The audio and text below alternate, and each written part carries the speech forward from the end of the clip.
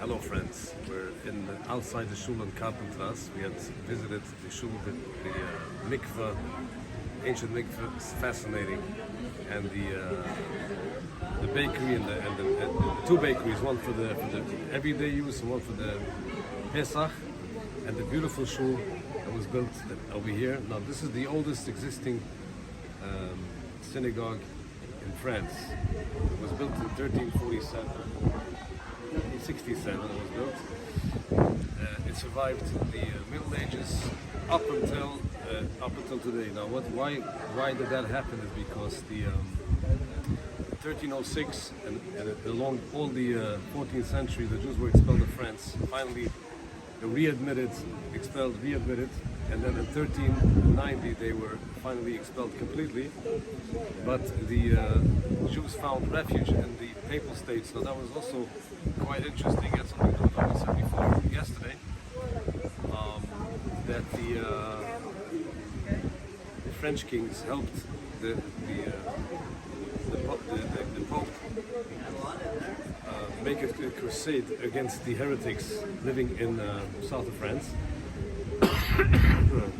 And as they reward the Pope, he got some pieces of land in Provence, and eventually it was called the Papal States, centered in Avignon.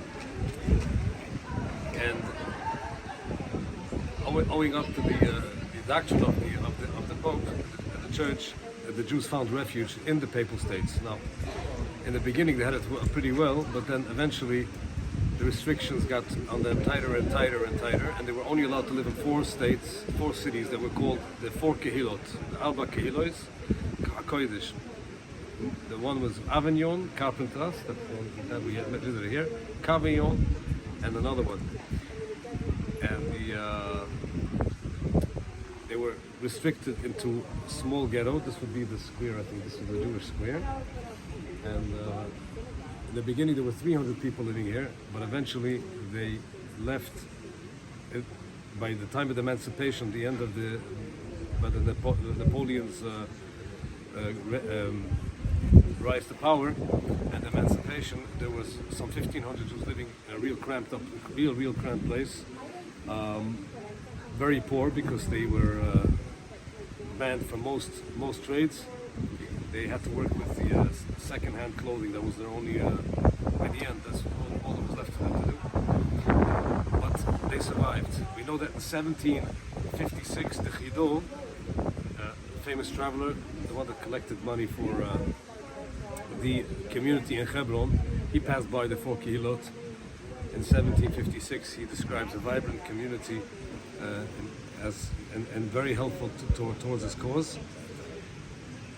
Eventually, the Jews, like we explained, after the emancipation, they moved away from it. But there was always some people living here. Now, about the synagogue itself, it was in 1745. They decided they needed something bigger, so they asked the bishop permission to build some nicer edifice in a nicer place, and with a new entrance and a nice staircase.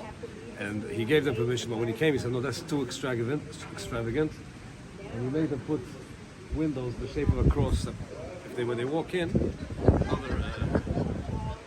another degradation from the church, typical of the church.